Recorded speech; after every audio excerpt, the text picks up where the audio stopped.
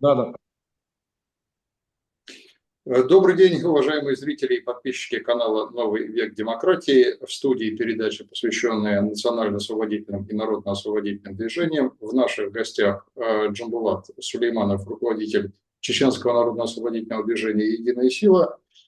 Я, ведущий Денис Угрюмов, буду расспрашивать Джамбулата о новом начинании, которое называется «Группа свободных народов ПАСЕ», и о его образовании, о его перспективах, о сложностях, с которыми сталкивается эта группа, и о тех высоких целях, для которых она создается. Здравствуйте, Джамбулат.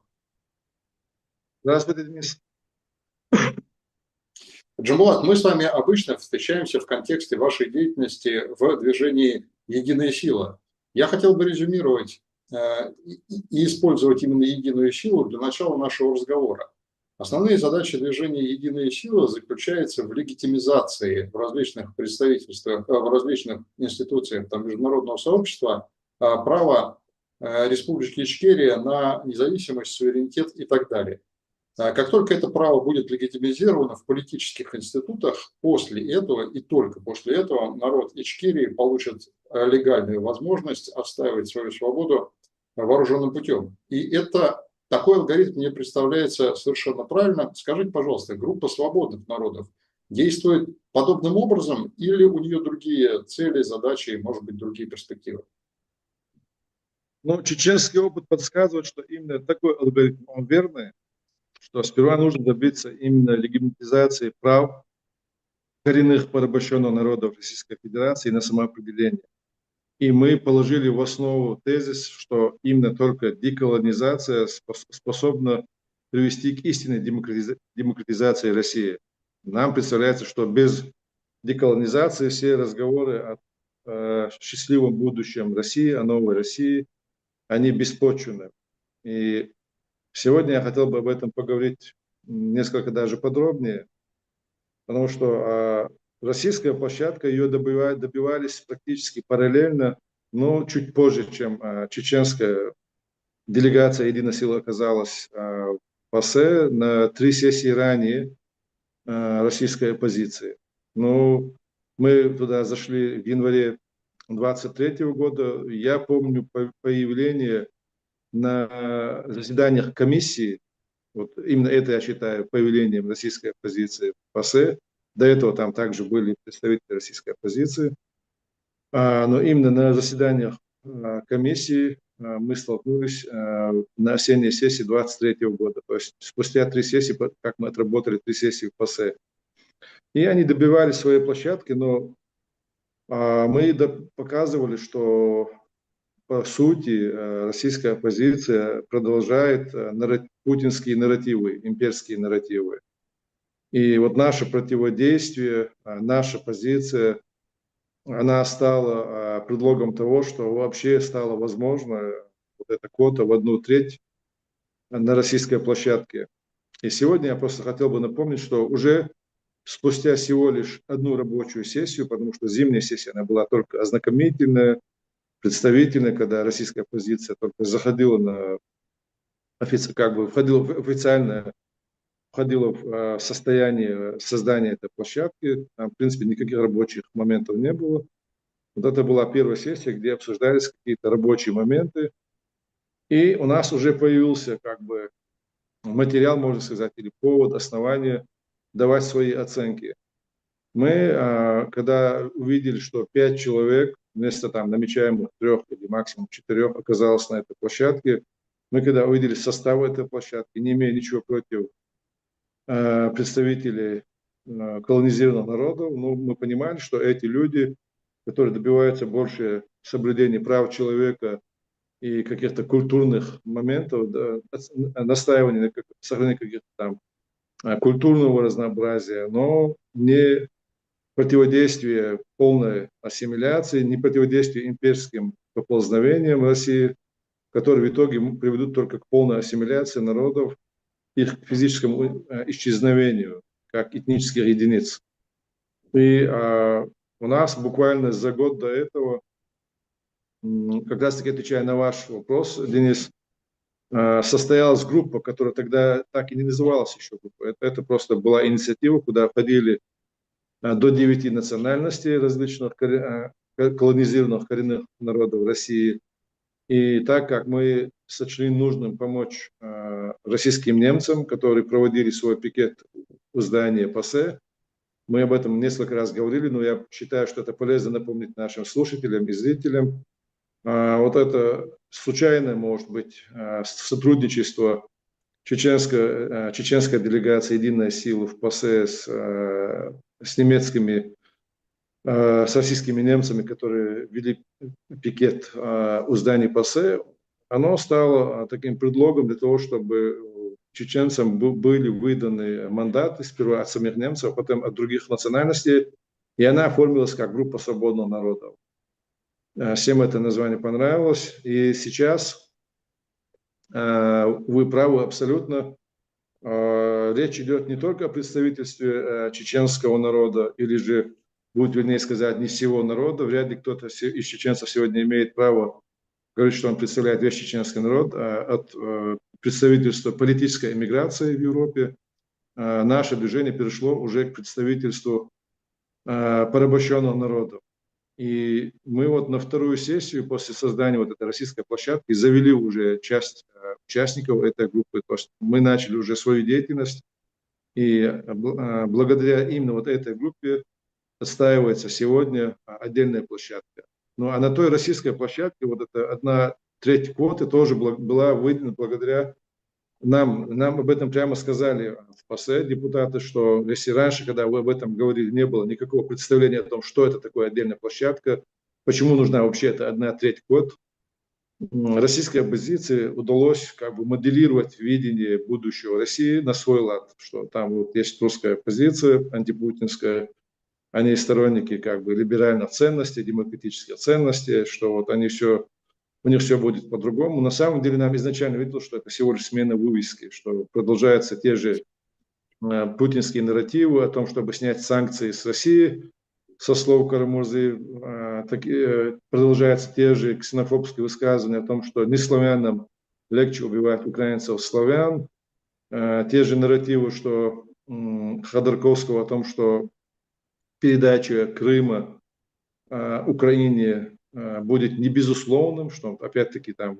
готов был говорить о каких-то условиях, когда страна, на самом деле, вместо того, чтобы принести свои извинения, когда еще говорится о каких-то условиях того, чтобы отдать хозяину его должное, да, чтобы отдать, еще извиниться нужно за это, что произошло такое со стороны его страны. Тут еще звучат высказывания не безусловно.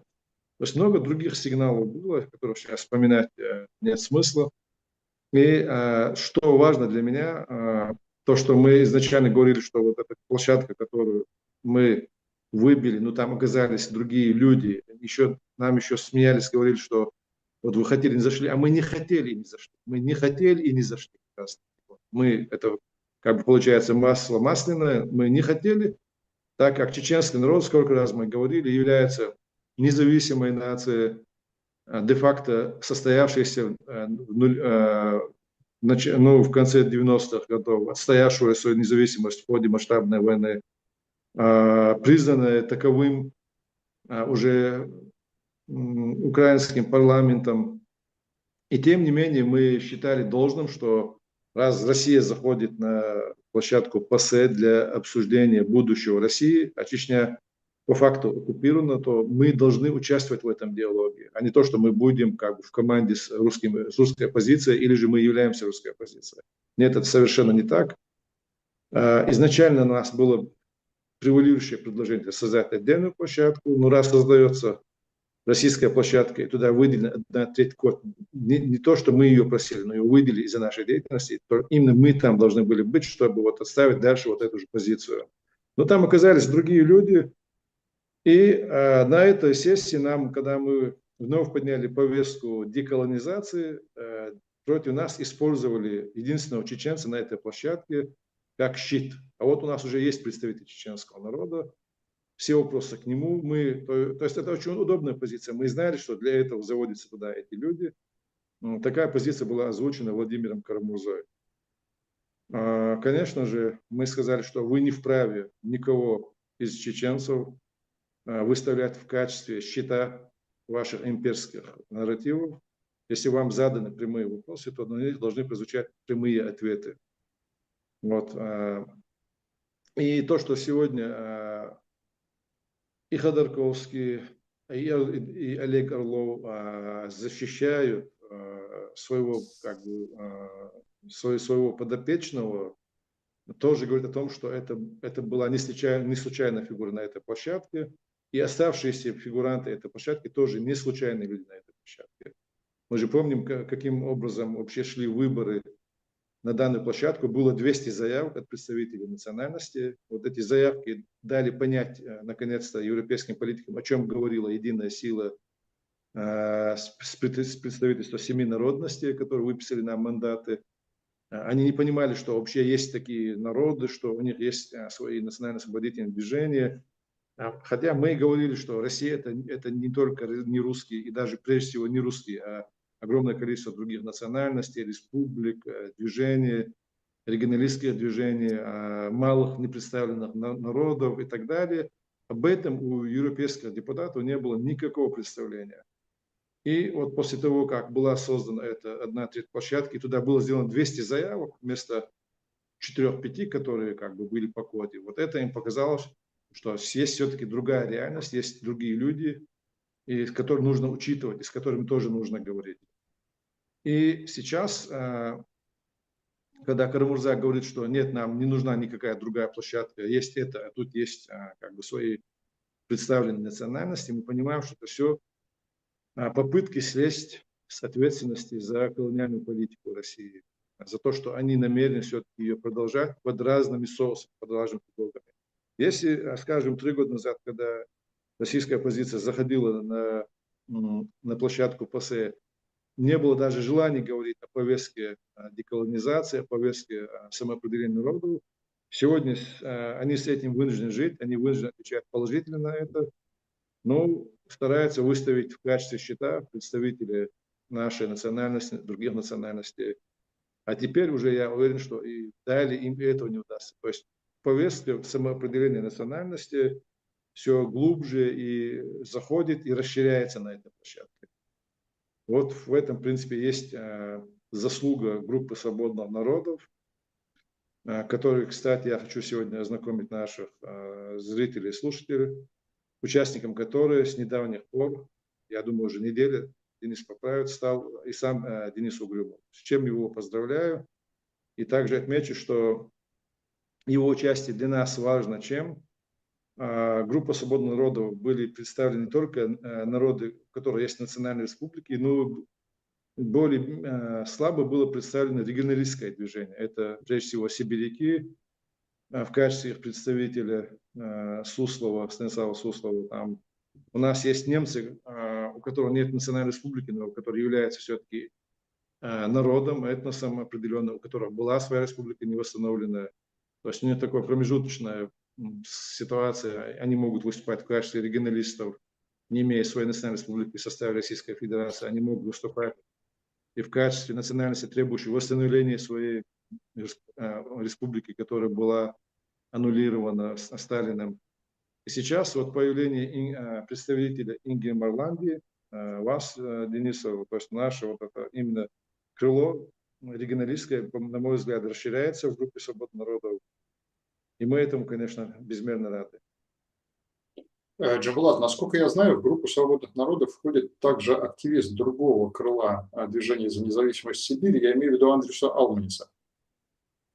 Да, конечно. На самом деле вот эта группа, можно сказать, в большей степени это его инициатива. Возглавляет сегодня Вячеслав Бодров, так как Алманис, будучи литовцем, но это литовец, который родился и вырос в Сибири, ну, так как сегодня Литва это независимое государство, он не хотел возглавлять эту группу, но его вклад в эту группу, он огромен, и мы ему признательны за это. Отлично. Мы обязательно пригласим Андреса в эфир, поговорим с ним на эту тему. Теперь у меня к вам, как всегда, каверзные вопросы. В прямом мужском разговоре неуместно умолчание, да, и вот двусмысленность всегда приводит к плохим результатам. Вы, я так понимаю, говорите о позиции Руслана Кутаева и его взаимодействиях с российскими оппозиционерами. Но мы не будем обсуждать его там выступления и его политические решения за глаза, это не наш метод. А спросить я вас хочу вот о чем. Взгляд на деколонизацию России может быть направлен с трех позиций. С позиции Украины, для которой деколонизация и расчленение России на независимое государство – это спасательный круг, это радикальное решение проблемы безопасности Украины. Вторая точка зрения – это точка зрения Чечни. Чечня как государство федеративный договор с Российской Федерацией не подписывала и по факту является независимым суверенным государством, у которого похитили там, или отняли право на суверенитет. И, наконец, третья точка зрения – это точка зрения Евросоюза, которая, мне кажется, и тут вы меня поправьте, если я ошибаюсь, она как раз диаметрально противоположна как и чеченской, так и украинской позиции, потому что мне кажется, что Европа хотела бы оставить все как есть, за исключением абсолютно токсичных преступных лидеров сегодняшней России, поменять их на более сговорчивых, более, в кавычках, европеизированных и вестернизированных, а все остальное оставить как есть. Если я прав в своем предположении, то возможно ли объединение трех вот этих точек зрения в какой-то единый вектор? Ведь согласитесь, что у Евросоюза и у Чеченской Республики Ичкерия и Украины задачи-то разные. Денис, ну, прежде всего вас поддержу в том смысле, что мы не собираемся и не вправе обсуждать участников, тем более для чеченцев это по традициям обсуждать своего соплеменника, старшего соплеменника, его деятельности. Это не соответствует нашим традициям. Да? Он вправе заниматься тем, чем занимается до тех пор, пока его позиция не вредит прямым образом национальным интересам чеченского народа, и никто не в силах запретить ему заниматься тем, чем он занимается. Речь идет как раз-таки о том, что его всего знает ли он или сам понимает ли он сам или нет, что его стараются использовать и используют российские силы в том, чтобы противостоять повестке чеченской независимости. Вот в этом, в общем, мой посыл и стоял. И я приводил факты, которые доказывают, что это так. И лично с Кутаевым мы об этом тоже говорили на минувшей сессии. И говорили, чтобы не звучало вот тех заявлений, которые могут навредить не столько личности самого Кутаева, сколько чеченскому народу. То есть все усилия, которые были предприняты нашей делегацией на протяжении 3 лет, что они могут быть низведены к тому, что вот видите, что эти народы, какие у них агрессивные заявления, они не способны интегрироваться в международное сообщество, что на самом деле не соответствует действительности. Вот о чем была речь. Затем, могут ли совпаствовать эти подход европейского сообщества, украинское видение и чеченское? На мой взгляд, да. И уже это происходит, потому что на протяжении минувших нескольких лет с подачи единой силы многие из этих вопросов, но есть и инициативы самой украинской команды, при продвижении через институализацию, да, в ПАСЕ и даже в других институтах, европейских институтах, принято огромное количество законов, которые показывают, что именно деколонизация может только явиться гарантией безопасности для европейского сообщества. И здесь вот мы видим точки соприкосновения. То есть европейское политическое сообщество должно осознать, и все принятые законы, резолюции, в принципе, на это не намекают, а прямо об этом говорят, что только деколонизация может явиться гарантом безопасности. Чеченцы отталкивались от требований украинской делегации о границах 1991 года. Мы об этом заявляли несколько раз. Я готов сейчас повторить вновь в нашем эфире, что Чечня, де-факто не подписавшая федеративный договор, вышедшая из состава Советского Союза, если мы говорим о возвращении к границам 1991 года, является де-факто независимым государством.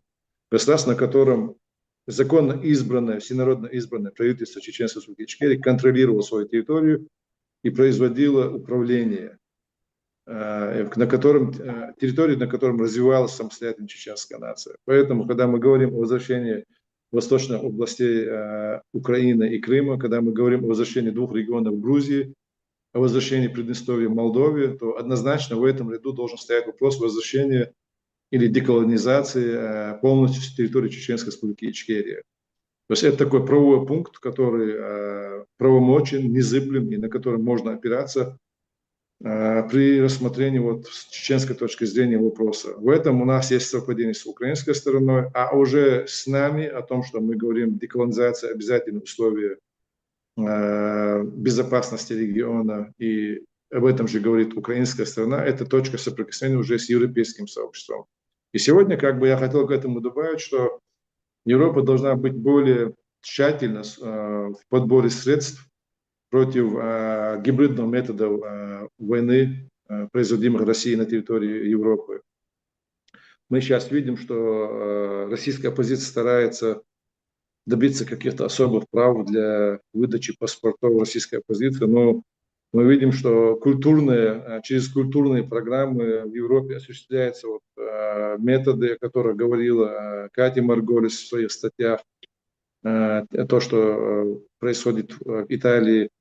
Мы видим, что недавно заявление, я лично читал заявление, был удивлен, Киркоров говорит, что он поддерживает, он в Европе, его не пускают в какие-то бутики, там оборахлиться из-за того, что он поддерживает Путина. Он говорит, я родину не предам, я против Путина не пойду, но через каких-то пацанов лет все-таки оборахлюсь.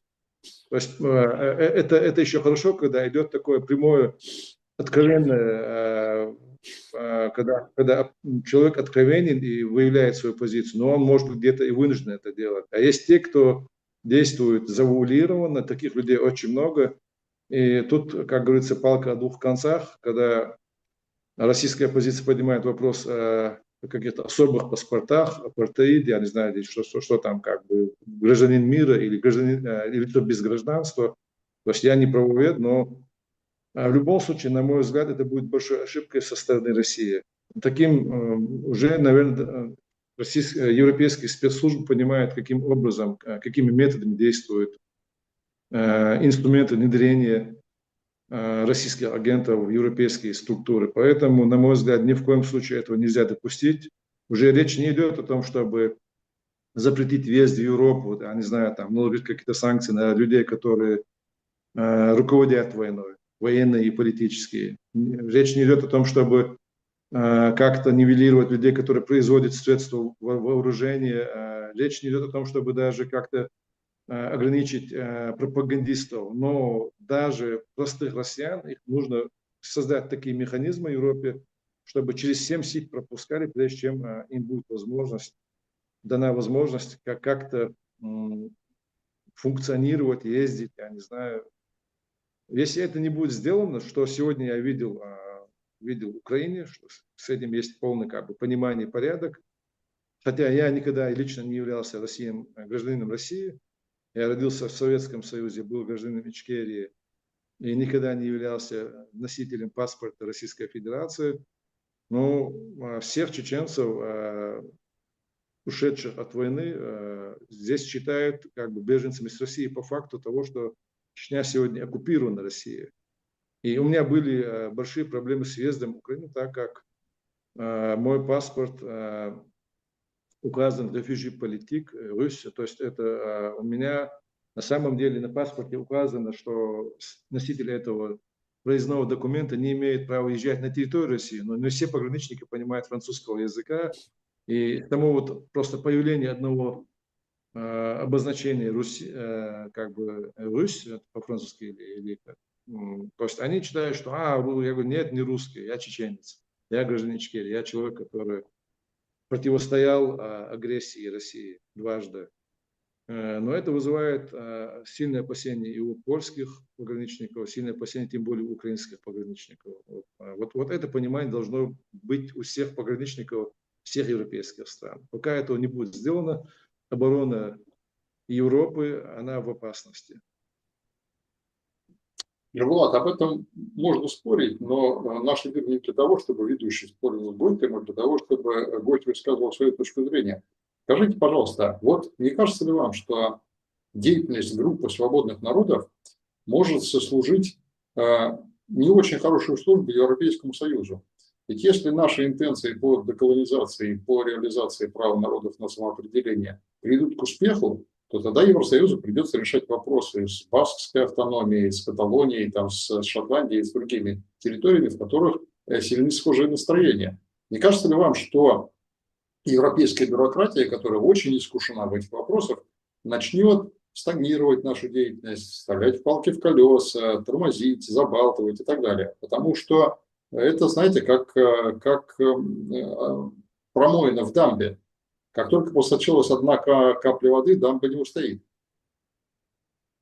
Меня всегда забавляют вот эти противопоставления. Как говорится, лучшая оборона – это нападение. Когда говорят о деколонизации России, у российской оппозиции, так называемой, всегда заходит речь о Каталонии, о Фландрии, о Шотландии, в общем, о регионах, вхождение которых в государство, вот эти союзные государства или унии, или же, как это называется, содружество, было совсем иным, нежели то, каким образом собиралась Российская империя.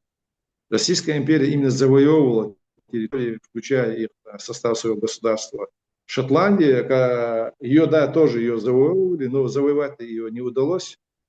И когда именно бедность и необходимость средства заставила шотландских сеньоров обратиться к английскому королю о том, чтобы был предоставлен определенный там большой кредит, то и с этим условием, что они входили в какую-то унию, в единое королевство, то есть их вхождение было добровольно на самом деле в Шотландии. Их нельзя считать, что если бы, мы же говорим сегодня, российская оппозиция так, отпустите всех без предварительных условий, даже тех, кто не хочет уводить с Российской Федерации, просто прогоните их с состава этого государства, дайте им возможность понять, что никто из-за них цепляться не будет и насильственно их удерживать в этом государстве не будет, в этой тюрьме народов. А потом широко откройте двери и запустите обратно. Вот те зайдут, вот это будет уния подобная, там, я не знаю, или какое-то содружество, объединенное королевство, как в Великобритании, которое... То есть ваш пример, он абсолютно не подобен примеру Шотландии. То же самое насчет Фландрии. Там долгая история, которую рассказывают, она не подобна. Эти ситуации, эти истории, я как историк заявляю, что они не подобны ситуации России. И Каталонии то же самое. Там, конечно, посложнее с Каталонией, но тем не менее это не подобная история. И европейцам абсолютно незачем комплексовать по поводу этих действительно сложных регионов европейских государств, потому что это абсолютно не то же самое, с чем сегодня является Российская империя и их субъекты, которые туда насильственно не то что загнаны. И пример Чечни показывает, что их сегодня удерживают даже... Ну, это же Российская Федерация, она же заявлена как демократическое государство, правильно? Еще до Путина, еще Ельцина. Как Ельцин удерживал Чечню в составе Российской Федерации? Старался удержать, не получилось. Как Путин ее обратно туда загонял? Как сегодня нас попрекают Кадыровым, которого самого же назначили, и на которого как бы сделали козлом отпущения в политических убийствах Путина, убийство Немцова, убийство Политковского. И сегодня здесь, когда российские оппозиционеры в европейских институтах постоянно предъявляют счет по поводу убитых их товарищей Путиным, предъявляют счет чеченцам, я говорю, заберите тогда своего ставленника вашего президента, которого вы там все рукоплескали, когда он приходил к власти, там были довольны, что он поднимает Россию с колен. У вас сплошное лицемерие и двойные стандарты, товарищи. В общем, я не считаю, что нужно как-то, еще раз повторюсь, комплексовать по поводу тех сложных регионов европейских стран, потому что это абсолютно разные ситуации. Если подобные ситуации окажутся какие-то субъекты в составе объединенного государства российского, Вот тогда уже можно будет их сравнивать с Каталонией и с Фландрией. После того, как они добровольно на абсолютно новых началах войдут в состав федерации. Я с вами согласен, Джамбулат, что нам-то точно никакого смысла комплексовать по поводу сложных вопросов европейской истории и европейской государственности. Я абсолютно соглашусь с вами и в том, что история присоединения Шотландии, Фландрии и Каталонии, она чрезвычайно отлична от истории российских завоеваний. Но давайте смотреть не в прошлое, а в настоящее. А как нам с вами нивелировать аргументы евробюрократов и рослибопов о том, что если мы добьемся независимости для регионов России, регионов и национальных республик России, то сепаратисты, а это такое, знаете ли, хлесткое клише, сепаратисты в Каталонии, сепаратисты в Шотландии или еще кто-то начнут требовать для себя таких же прав, независимо от того, что было в прошлом. Ну, мне кажется, до сих пор Европа... Самый сложный вопрос, мы помним, недавно это было в Каталонии. Сегодня уже стало ясно, что в движении Каталонии независимости туда приложили руку российские спецслужбы. То есть вот это гибридный метод войны России. И вот посмотрите, то, что сегодня псевдо-антипутинская оппозиция опять-таки намекает на эти же регионы, на Фландрию, Каталонию, Шотландию. И то, что спецслужбы уже документально доказывают, что в референдуме за независимость Каталонии приложили руку российские спецслужбы. Ну, разве не это такой явный пример, наглядный пример гибридной войны против европейского содружества, российских методов гибридной войны? То же В самое, Черногории было похоже. в Черногории было подобное. Когда Папа Римский, ныне покойный, заявлял, что вот особенно там зверствуют буряты и чеченцы, выделены были почему-то именно две национальности, хотя мы знаем, что именно убивают больше всего, им, если говорить, на самом деле это российская армия, там, без разницы, Да? в Чечне была российская армия, хотя там были этнически близкие, практически один с чеченцами народ, ингуши, дагестанцы, кабардинцы, никогда чеченцы не говорили, что против нас воюют братья ингуши, дагестанцы, кабардинцы, это были российские солдаты. Были буряты, якуты, татары были, мусульмане, российская армия. Даже были этнические украинцы.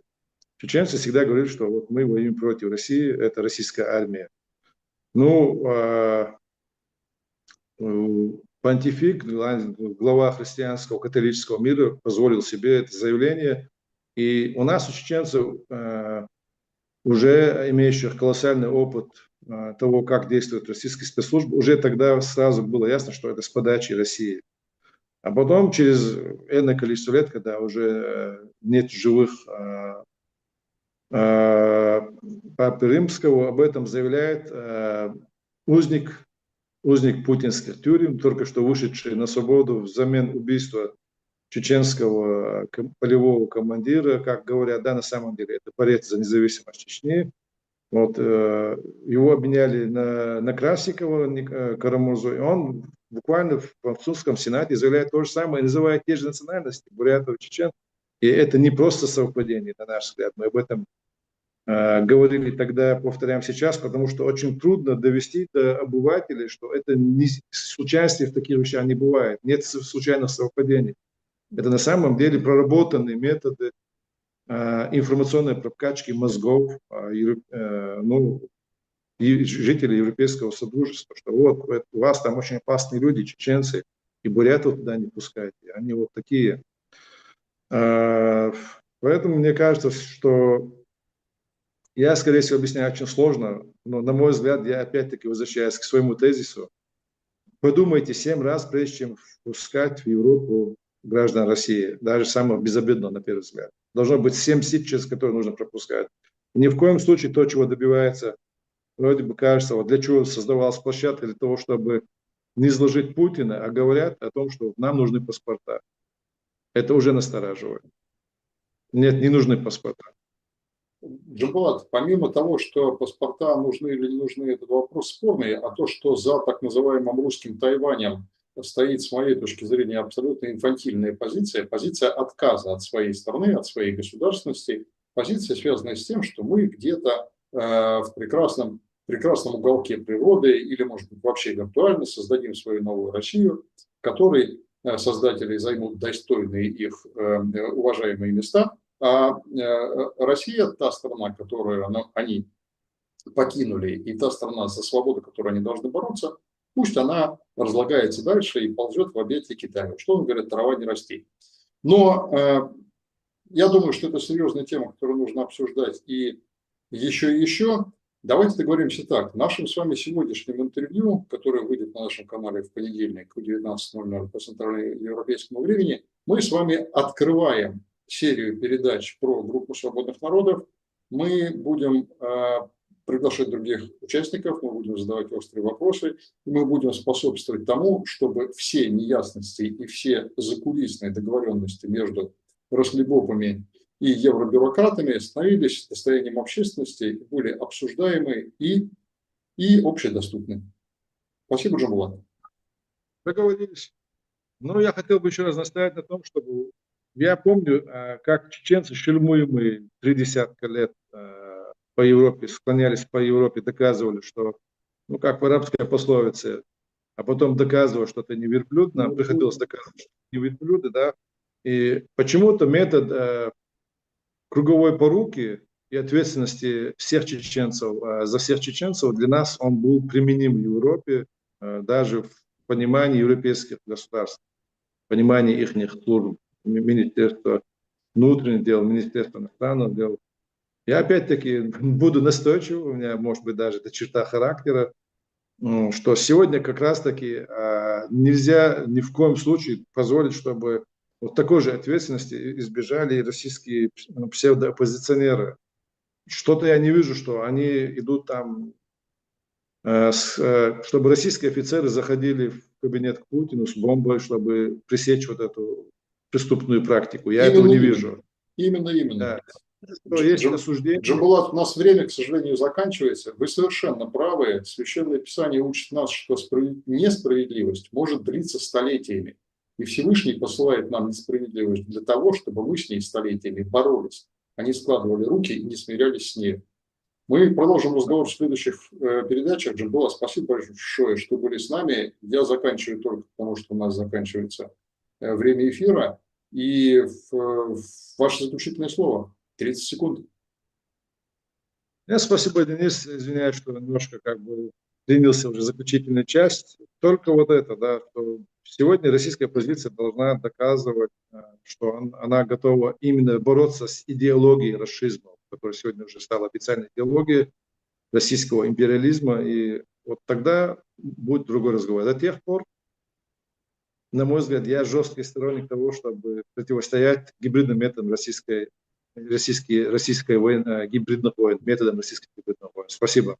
Отлично, Джамбулат. Канал «Новый век демократии» будет рупором группы свободных народов. Мы с вами вместе сделаем все, чтобы противостоять гибридной агрессии рослибопов и их прислужников.